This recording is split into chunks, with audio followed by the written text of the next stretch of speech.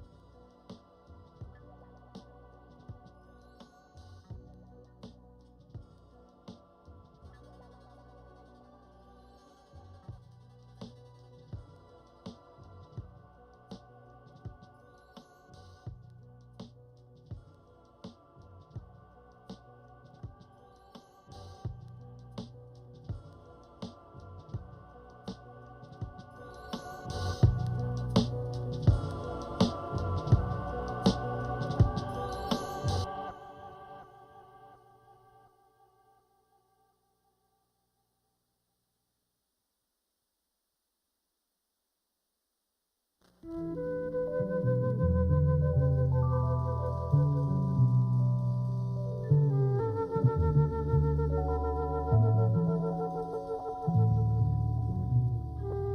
and alibis.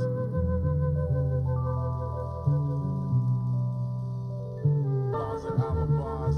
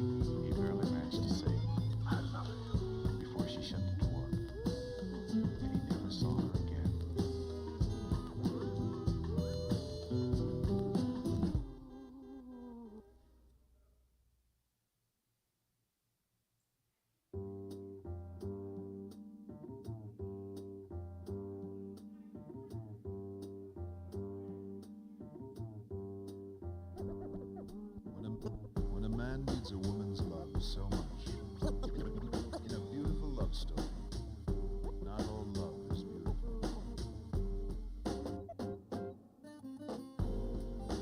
It's the strangest music to make love to. Passion-filled rendezvous, heart-wrenching goodbyes. A memory of love. It's the way I've always wanted it to be, Elaine. And it won't be. Not as long as you insist on living in the past. Because that's pain. You dig? I don't care how cool you are. It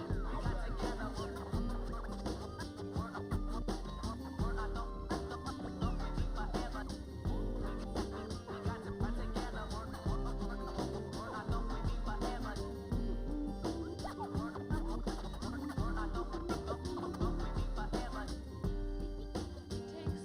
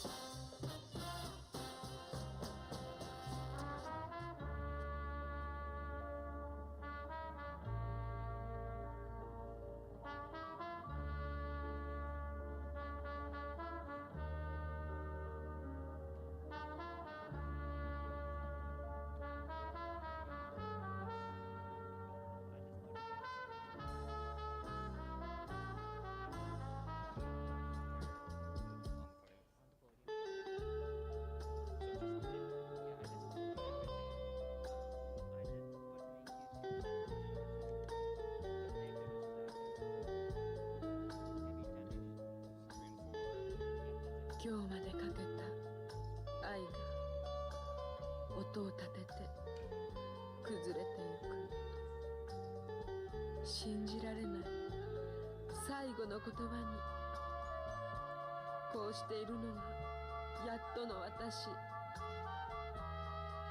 それでも笑って話せというの？とてもそれはできないわ。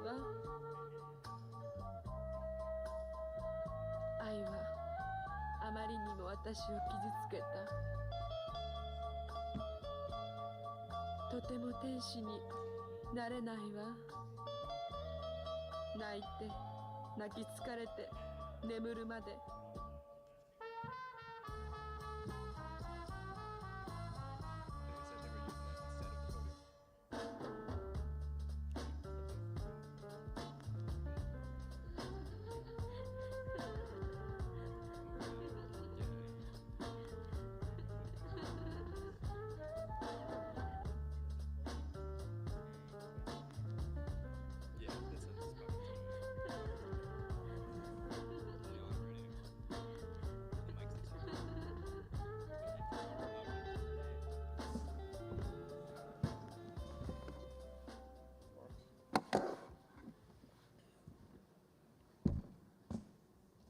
Few minutes.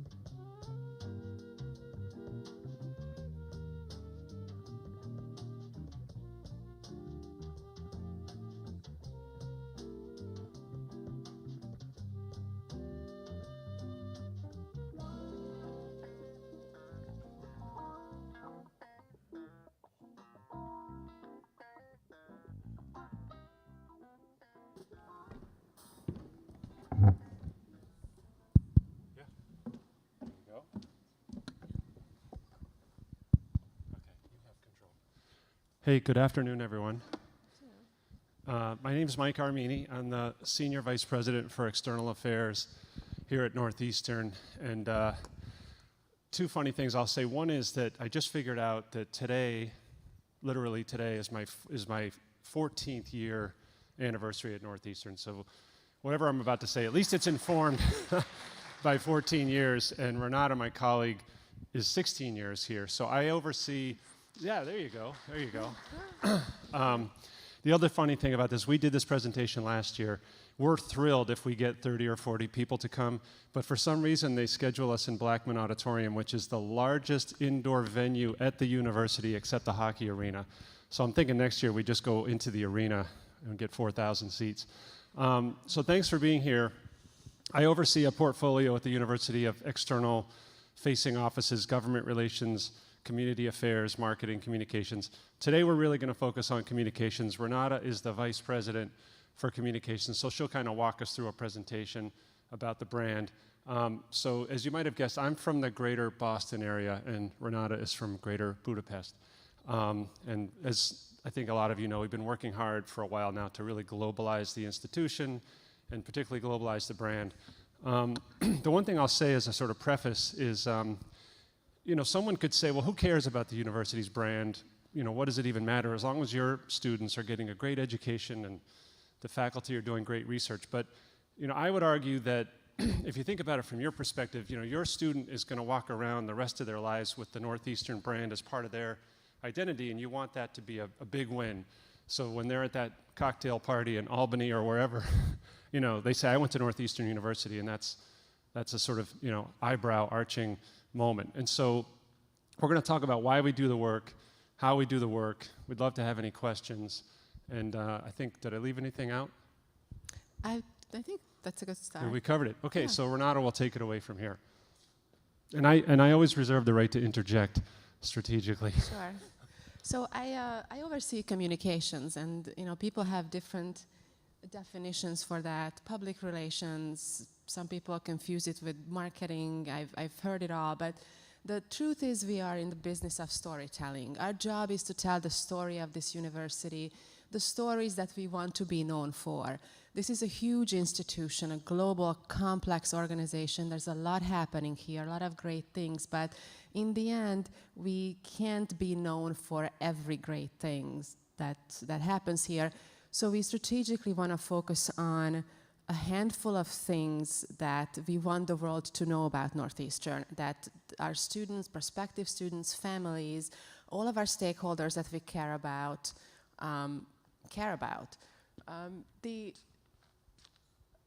There are three pillars to the work that we do in external affairs, which Mike oversees, and communications is a piece of it. The other pieces are marketing, government relations, and community, city and community engagement. But communications in particular is about the earned and the owned. The paid is the marketing side, so we're not going to get into that today. But the way to explain earned versus owned is getting good press for the university is a huge priority for us in communications. We have a whole team. That's all they do 24/7. I do a lot of it. Mike does a lot of it. It's such a big priority to get that third-party validation for all those great things that are happening at this place, that we spend a lot of time focusing on primarily the top-tier publications, both locally, nationally, especially, and now globally as well. So we care about the Financial Times as much as we care about the New York Times or the Wall Street Journal, the Washington Post, all of those places that our audiences read worldwide. Now, it's called earned for a reason. We can't land every story we want. We can't convince every reporter and editor to write our story.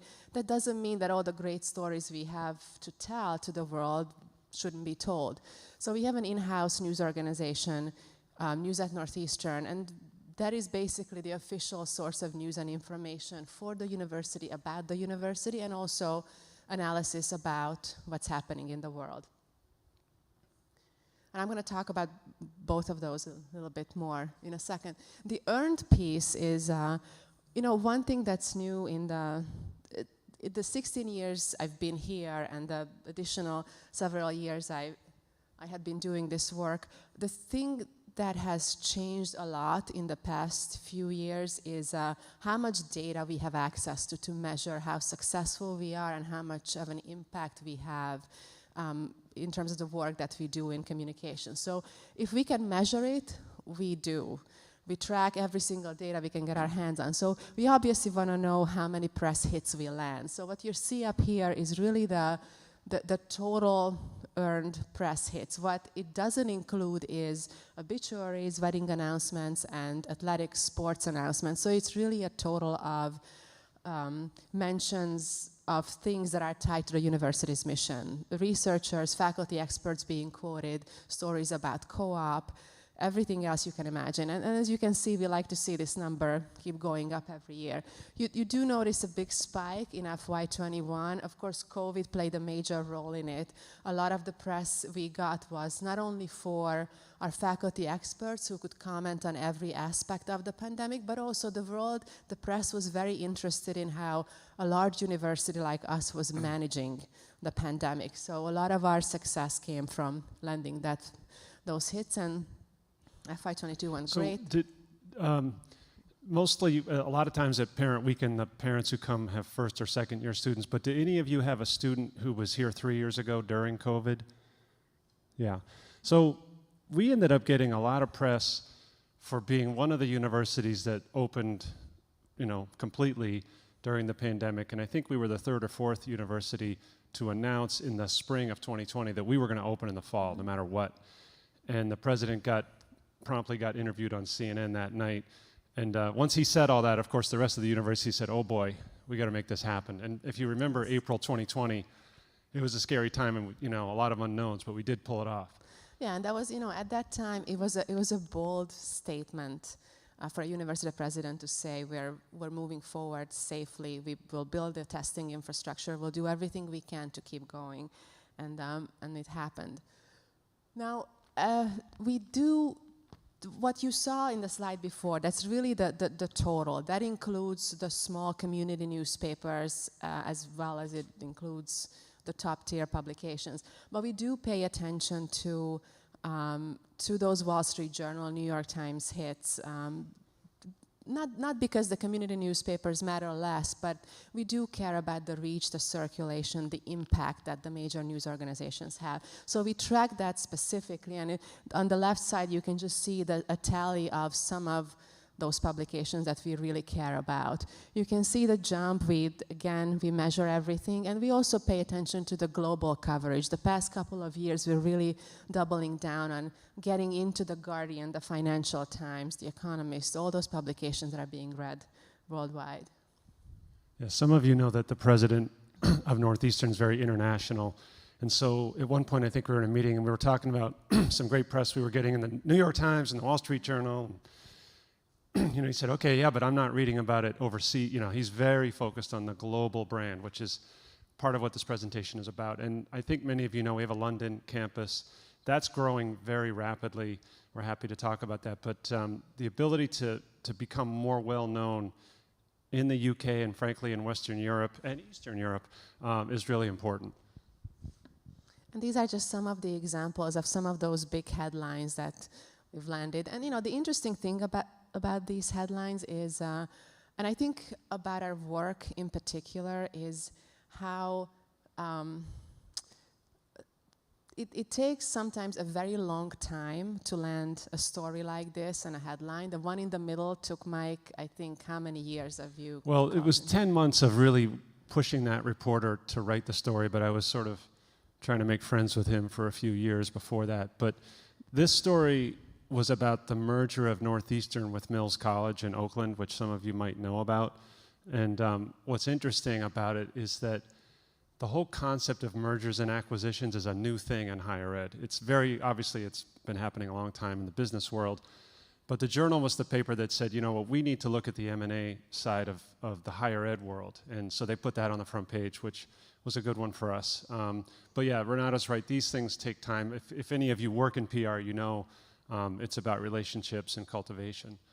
And it's also about, jumping on an opportunity really quickly when it presents itself. We watch the news cycle 24/7. We want to take those opportunities that we can to be out there and represent Northeastern.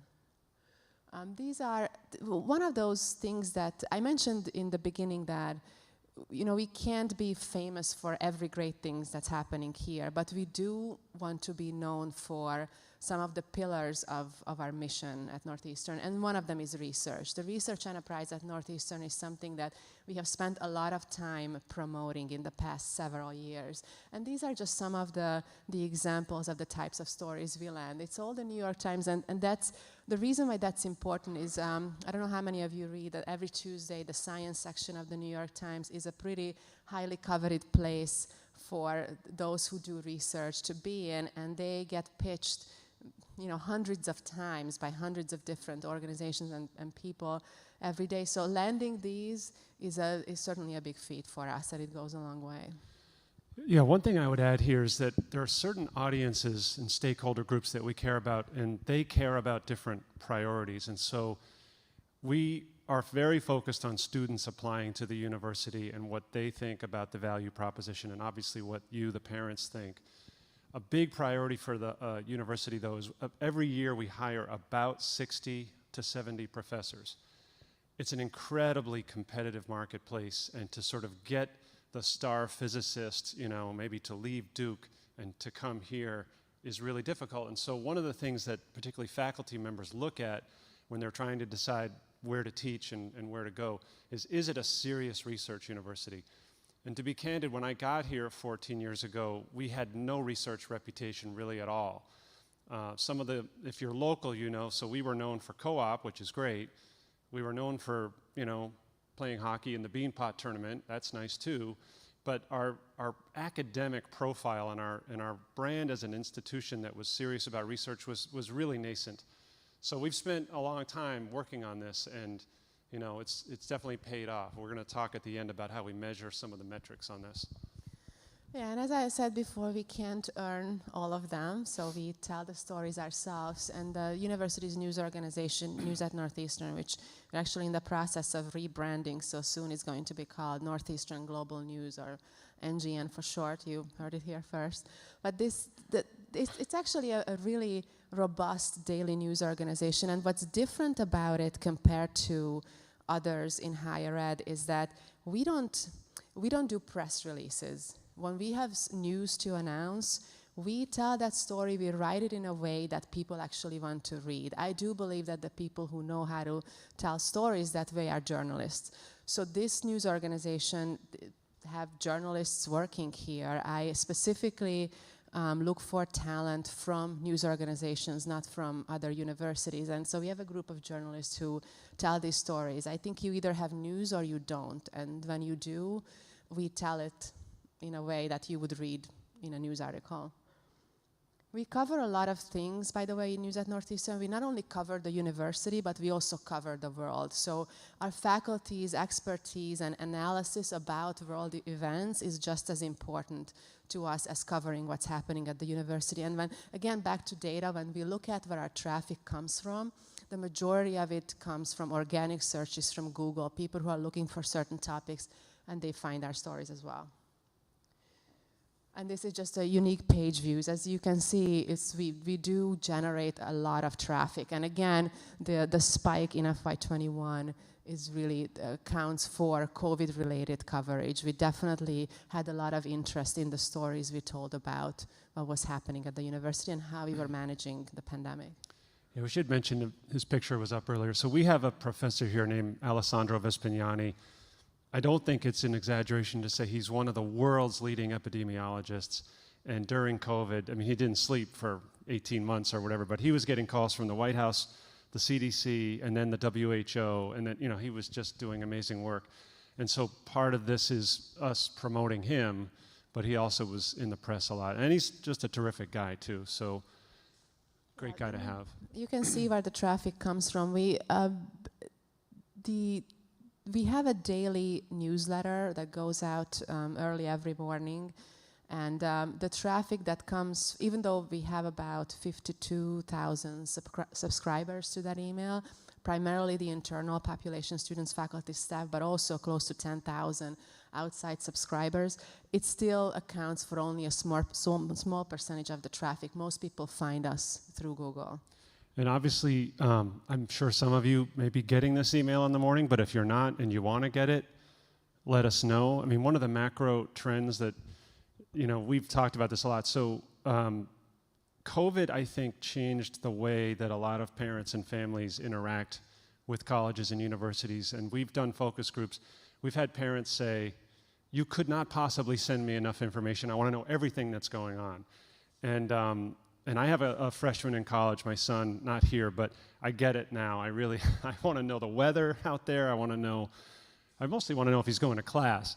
But I do want to know everything that's going on there. So I think at lunch today I was all over their Instagram just to make sure, I knew what was happening. Social media is another important piece of it. We run the enterprise social media platforms, all the usual suspects: Twitter, Facebook, Instagram, TikTok, LinkedIn, and they're each important for slightly different reasons. It's mostly because the audience there's some overlap, but there's also some difference. The parents are usually very active on Facebook, certainly more so than on Instagram. Instagram is where we find current students, prospective students, and TikTok is really where the prospective students are very active. So we try to tailor our content to each of those audiences, and we do a lot of engagement on those platforms, and we also use them to help disseminate the news, the storytelling that we do. And this is just to kind of show you the increase in engagement over the years. And again, this is where our followers, how they shape up. Of course, the big number in the middle is something that keeps changing every hour, every second. Just since I started this sentence, I'm sure it went up. And I was surprised to see that LinkedIn is there's just such a huge number of people following on LinkedIn. And TikTok is obviously a newer platform, but Renata was telling me it's not really just about followers on TikTok, it's about shares and people interacting. It's more about shares than followers, certainly. And of course, part of the communications team is we have award-winning, amazing photographers, and we are so lucky and proud of the work that they do to kind of complement our storytelling, but also to support many other efforts across the university that just requires good visuals and imagery. I think at least 2 or 3 of those photos have won national awards, too. Yes, definitely. And of course, the other thing that we have is we have a video production team, and I like to call them filmmakers when I can, especially if they are around, because they do, in addition to doing your regular day-to-day video storytelling of what goes on at the university and research projects, faculty work, student projects, etc., once a year they also embark on producing a documentary, and last year's documentary was called Murder in Mobile, about the work of research group in our law school who go back to the Jim Crow era and uncover unsolved murders and the facts around them to bring a sense of justice to the families. And this documentary was about one of those cases. And it won, as you can see, several awards, which we're really proud of. And of Favorite topic. What's that? Our favorite topic. Well, yeah, it's lately. been a busy fall. It has been a busy past few weeks. I'm sure you're all wondering about, you've probably heard about some of the alleged explosion that happened a few weeks ago, and that's just an example of things that happen at big complex universities, organizations that would fall into the category of crisis, and for us, crisis management. Yeah, I would just say a couple things. We've definitely built the brand at Northeastern, and by the way, it's not us, it's everybody, it's the faculty, it's the students. We just sort of accelerate that if we can. But I spent 10 years before I got here at Harvard, and the bigger your brand is, the more that you have to protect. And there's an old saying a friend of mine from Alabama uses, which is dogs don't chase parked cars. And so as we've become kind of a hot thing, we just get more attention for everything that happens. And so if you work in a big university like this, you just end up doing a lot of crisis management. It's not, every school has these things. So yeah, this was the night that we had this what turned out to be a hoax, but what we then thought was an explosion in one of our teaching buildings.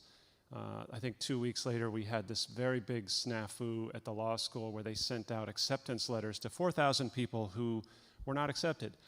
And so, and that's not a secret, so I'll just, it's out there, believe me. And so, trying to contain those things, trying to manage them, trying to deal with all the complexities. This one was particularly tough from a communications point of view because we had certain things that we wanted to communicate to students and to parents and to faculty and to staff. And to be honest, the FBI said, you can't say that because it's an ongoing investigation and we don't want to get into that right now. And it was a little bit difficult because just to put it all out there, we had figured out a few days after this that there was no explosion. We knew that it was a hoax, but and we wanted to let people know that because we didn't want people to think that there was actually some danger or that opening the mail on campus was going to be a problem. But they said no. No, because an arrest at that point hasn't been made, and it would have. So it was just a lot of, as I'm sure you can imagine, that kind of handcuffs us. Yeah, so to speak. And so we did sort of say at one point, well, let's not get on the wrong side of the FBI. But if anyone has questions about anything, including those, we're happy to answer them. I think I just have a couple of metric slides, and then we'd love to take any questions. So when we kind of look at, well, gee, how do we measure this stuff? We do like to look at just this raw total of applications. So I don't know how back, this goes back about 14 years. So this is just the total number of undergrad applications to the university. And it's an interesting metric because on the one hand, it does show this awareness and this sort of overall brand strength. We think this has to go down because essentially what would happen is guidance counselors would tell students, look, this school is getting, very difficult to get into, and it's probably not a good choice. This would be more applications than any Ivy League school. But I've been saying that for 3 years now. I keep saying it's going to go down, and, last year we were at 75,000, and we keep going up. So we'll see what happens. We asked the admissions office, can you just go back one? How did we get this big spike to the 91,000? And when we were talking to applicants, and I don't know if this applies to anyone here, the two things that always seem to, or the one thing that always works for us when there's uncertainty in the economy or uncertainty in any aspect is co-op. It always wins. People do want, the sort of value proposition of an experiential education.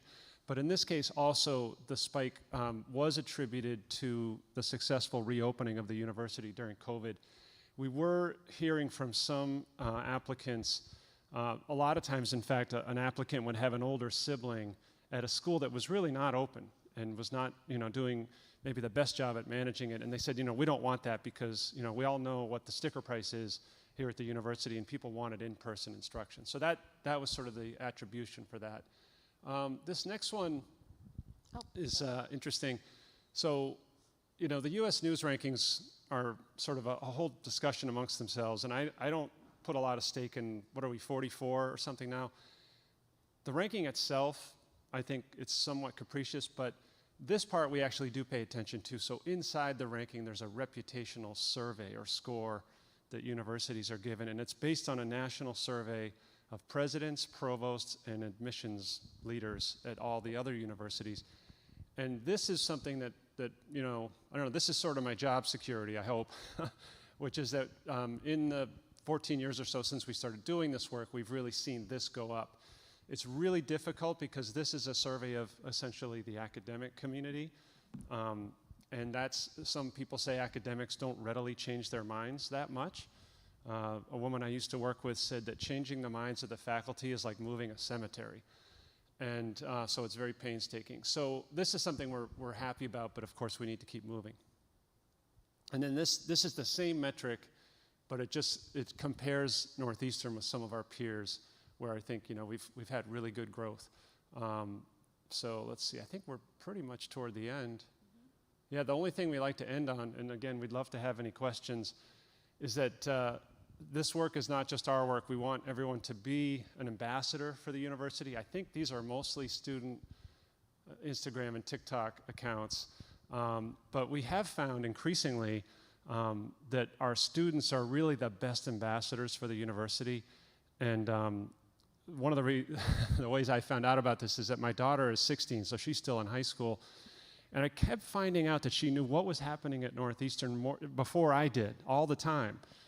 And, you know, I was like, what is happening here? So she was following a student on TikTok here. Her name's Bree McLaren, I think. And this student had just sort of taken it upon herself to sort of just do a lot of TikToks about life at Northeastern. And my daughter was like, you know, she's the greatest. And I finally introduced them, and it was like she met, you know, Beyonce or something. And so we're trying to actually institutionalize this now, and I think we're recruiting 20 or so students to really be social media influencers. And I think Virginia, who's running that program, is here. And what we're going to try to do is have some in Boston, obviously, but we want to have a couple of students in Oakland, which is going to be this very big campus where Mills College is. And then London is our other kind of big campus. That's one thing I should just mention. So we now have 13 campuses, but there's 3 really comprehensive campuses, which would be Boston, Oakland, London. So if anyone has any questions about anything, it's hard to see, but happy to answer anything. Our job is to answer questions, sometimes hostile ones, so that's fine. If you have a question, I'll bring you the mic. Just raise She'll your run hand. over to you. Do you have any questions, Renata? Oh, there's one. Great. Need someone to break the ice.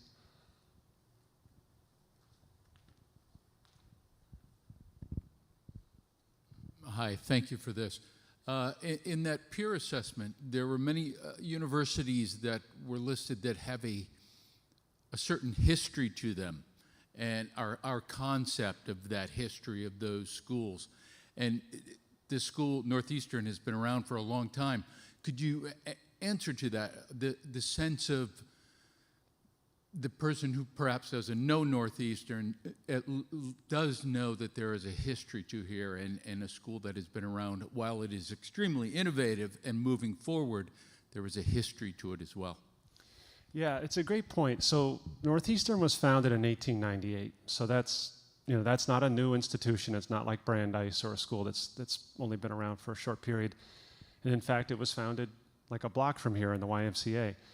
I think what's interesting is that for the first 100 years or so, you know, it was known as a very regional school. Obviously, it was known for the co-op program. It was, like I said, it was known because it was a good hockey program. But, you know, I came when this current president arrived or shortly after, and that was when there was a bit of a decision all the way up at the board level, which was, you know, we love co-op, and it's great that we're a regional school that, you know, serves Boston and the region, but there was an intentional decision to become a national and then a global institution. So I think none of that history goes away, but, you know, in the last 15 years or so, we've become a different place. I mean, it's really, it's just been incredible. I mean, it's the reason that I find it so cool to work here, because I mentioned I was at Harvard before, another great place, obviously great history, but the needle doesn't move there the way it does here, you know. I mean, this has been a rocket ship ride. The problem I'm having right now, in all honesty, is all of my top staff, including Renata, keep getting headhunted by all the other universities because they want to see, you know, how they can do this at their schools. We get calls every week from other universities saying, well, how did you move up in this way, and how did you do this? So I think it's both and, because the history is important. But it is a different place. I will just say one other thing.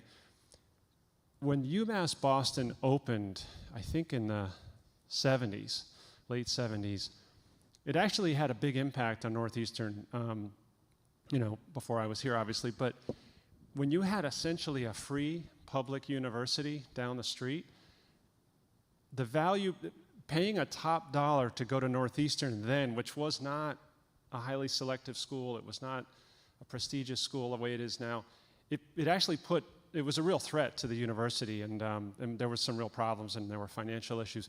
So that even back then there was a decision that if you're going to have, we didn't want to be the private public, ultimately was what came down to. We wanted to be much more of a sort of top private university. But if I can, you know, praise my boss a little bit, this president, when he got here, he understood that, but boy did he put the pedal to the floor.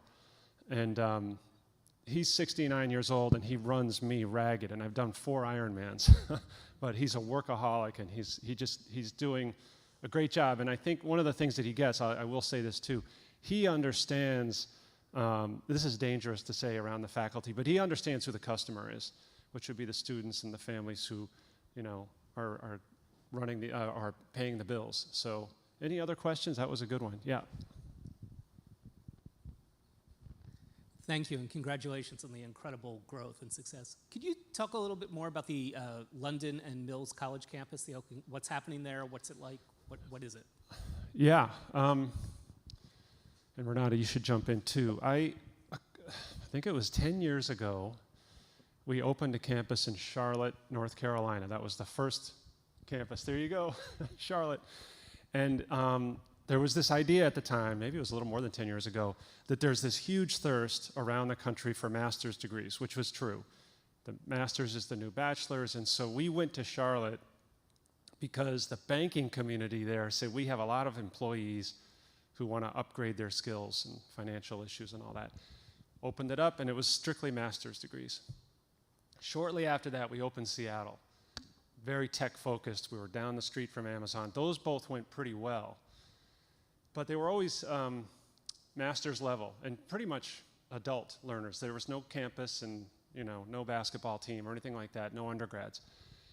And then we had been looking a little bit at Western Europe, and there was a small college in London that was frankly going out of business.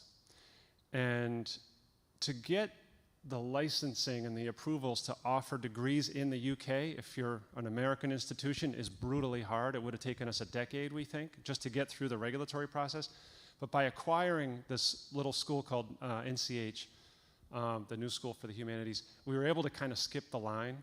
And so we acquired that school, and it was in a tiny little brownstone in Bedford Square, if you know London. But it was the beginning of getting a foothold in Europe. And what happened was, and not surprisingly, everybody wants to be in London. And so students were very interested. And so what we did was we've now, I don't know if we own it or lease it, but we now have a huge building on the Thames, right on the river, where we have, I think, around 500 undergraduates, maybe more. And so that's becoming a kind of flagship campus. And I think just given the demand to be in London, that's going to grow. Then this other one was kind of even more interesting. I had not really heard of it. My whole family lives in California, but I hadn't heard of Mills College. I don't know if anyone else has. So Mills College is a college that predates Northeastern. I think it was founded in the mid-1800s. And they were, frankly, going under. And it was about a little over a year ago that they had called our admissions office and said, look, we have students that we need to find places for them to go. We're trying to transfer them out because we're not going to stay open. They had been in discussions with Berkeley, UC Berkeley, for over a year about some sort of a merger.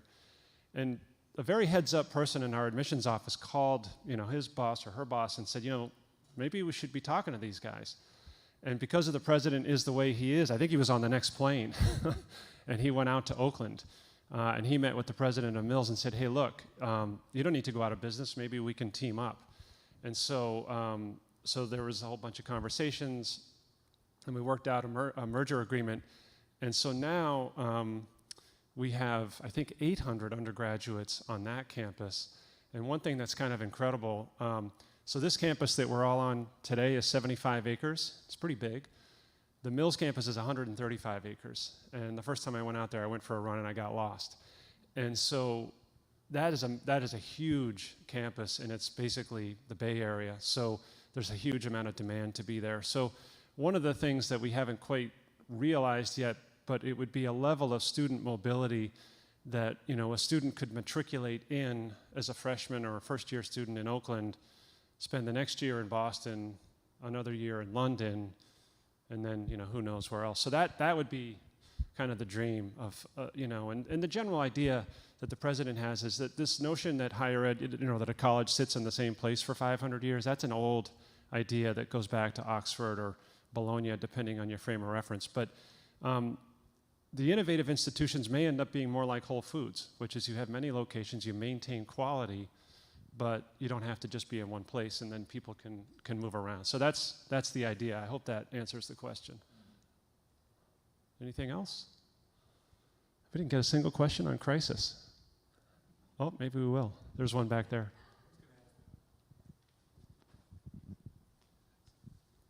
Well, it's been said that there's no bad publicity, or all publicity is good publicity, but this hoax that happened, I mean, what is your take on it in terms of how it was covered and what it means to the institution? The explosion one? Yeah. Yeah. By the way, I don't know, I've never really been sure, but I think it might have been James Michael Curley, who was a mayor of Boston, who said there's no such thing as bad press, which I don't agree with. We've talked a lot about this. I can give you a hypothesis. I think that the hoax explosion story, and it got everywhere. As Renata said, we track everything. I'm not sure that hurts the brand. I don't know if a lot of students who are thinking of applying to Northeastern would decide not to apply because of that. I don't know if a lot of faculty who are thinking about a job offer here wouldn't come because of that. Ultimately, if I can be candid, it was kind of a lone wingnut who did something bizarre. I don't know that it hurts the brand. Now, the law school story, I think, was just a debacle, and we did our best to manage it, but the sending out of the acceptance emails, that doesn't reflect well on us, and I think that is bad press. There is one thing that we do talk about a lot. I do think when something happens once, and then it's a one-off, and even if it's negative, I'm not sure how much of a real impact it has.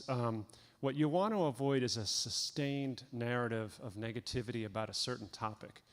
And so, I'll just go back to where I was before. At Harvard, they got caught doing these discreet, secretive land purchases in Alston. This was a Harvard thing about 15 years ago. And the story kept coming up that the university was buying land without disclosing that it was the university. And the narrative developed that the university was being sly and or dishonest. And that became a real problem for us for a while. Since I've been here, I don't know that we haven't had anything that was sort of sustained. And we've had our share of we had a double murder-suicide on Christmas Day. We've had all sorts of bizarre things. But nothing that I think and none of the numbers would show that it actually had a bad effect on the brand. I don't know if you want to add anything, Renata. Yeah, and it goes both ways. One bad story is, of course it still depends on what it's about, but one bad story alone is not as consequential as a whole narrative, multiple things about the same theme of a bad thing. And it goes both ways, same with the positive. The reason we put in all this work and all this effort into what we do, because one good story is not enough either. We want to build a positive narrative. We want to have a long-running drumbeat of great things that are happening around various themes. And in terms of the no such thing as bad publicity, that is, ask Penn State. Would they agree with that? Probably not. So, yeah, it's best to avoid it. Yeah, so it's a good question, though, and I think in general, Renata and I always say that this work is brick by brick. There's no shortcut. I've had trustees come up to me and say, all right, get us, just do a Super Bowl ad and then, you'll be done. It doesn't work. And we also talk about a university and a hospital and certain kinds of companies, maybe like GE, they're knowledge brands, right? So we're not going to build the brand of the university by running TV commercials. We do a little bit of that.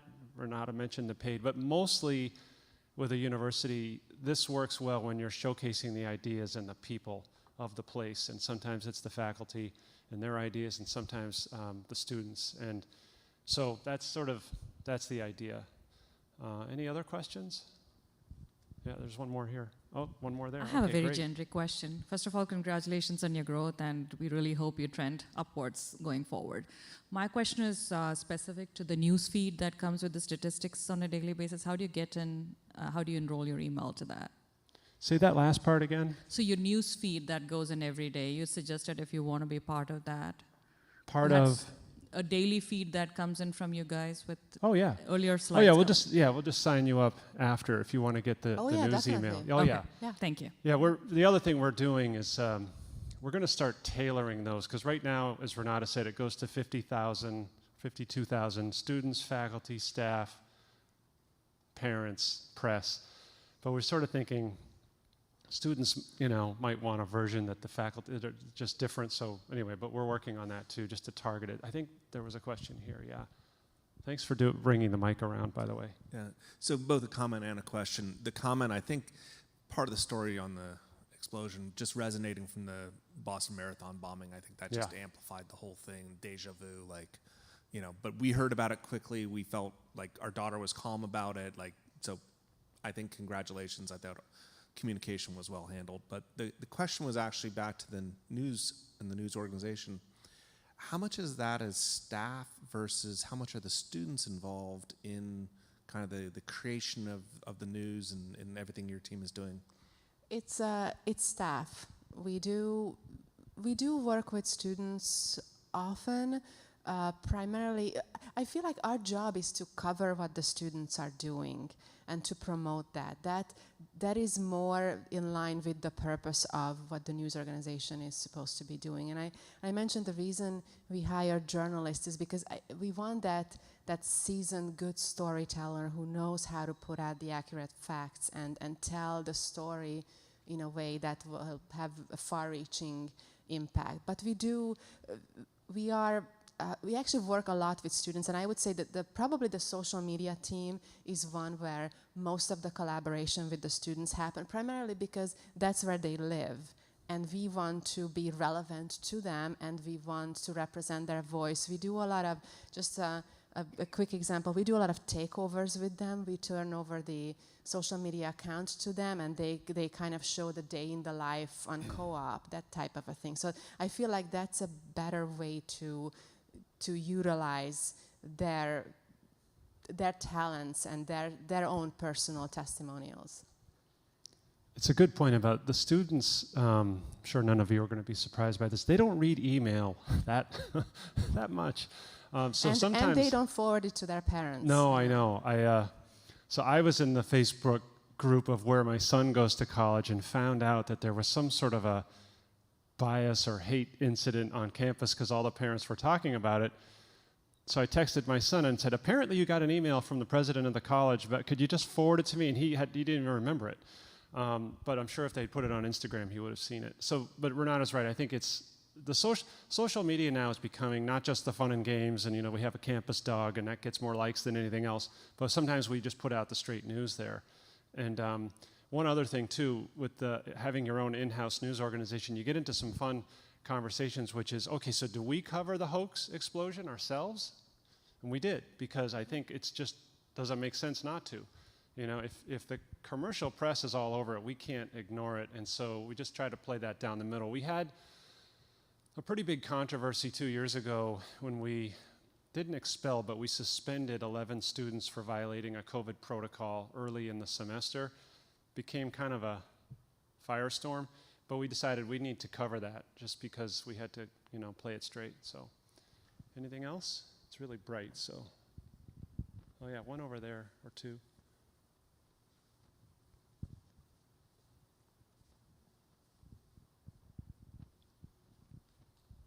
Hi. Just a quick question regarding the letters that went out to those law students. I haven't heard any follow-up on what they're going to do for those students, because it sounds like it was kind of hard on them.